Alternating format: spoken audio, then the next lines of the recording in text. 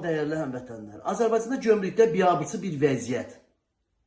Deməli, bir xanım İstanbuldan Azərbaycana gəlir və Azərbaycanda yaşayan öz qohumları üçün heç bir şey, yəni hədiyyələr gətirir. Hədiyyədə, nə bilim, şəkildə görürsünüz. Hədiyyədə ayaqqabıdır, alt paltarıdır, bəzi əşyalardır. Və gömrük yazılıblar ki, gömrük orqanının bəyan edilməyinə brend geyim əşyaları aşkar olunub. Yəni Azərbaycana brend geyim gətirə bilməzlər ki, mütləq rüsum ödəməlidirlər. Hə?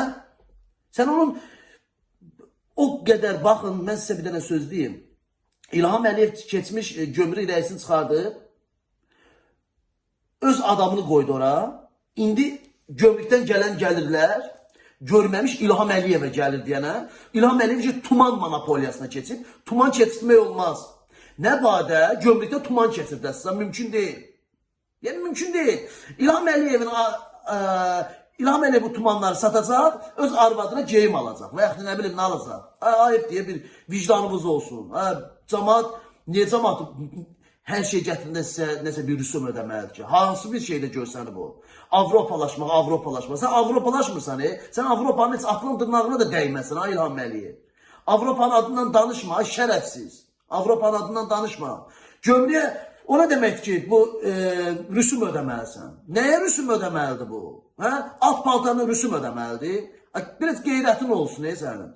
Cəmaat öz qohum əqrəbəsinə hədiyyə gətirməsin, Milletin cibini oğruysan, quldur rejimsən, uğru rejimsən. Bu bəsdir də bu, diktator, diktator. Bir özünə gəl, ayıbdır İlham Əliyev, ayıbdır. Bu gömrük, bu da təmiz ağ eləyib. Hər şeyə gömrək rüsum. Telefon gətirsən gömrək rüsum ödəməz. Niyə ödəməliyəm? Səbəb nədir? Çünki monopoliyada hər şey sənin cibvə girir. Sən bizdən qidalanırsan. Boğazında qalsın qidalandığı şeylər. Balalarının burnundan gəlsin sənin. Geçə burunları var, elə əməliyyat kəsdir, doğruyublar, elə yenə də elə geçər ki, geçər. Bir vicdanınız yoxdur sizdə, cəmaatın, nə bilim, şərəfsiz yığınağısınız. Bir gün inşallah bu hakimiyyət devr olar. Onda oğurladığın tumanları bir-bir səndən arvadının əyninə keçirdi, bıraxacaq küçəyə. Səbirli olun siz.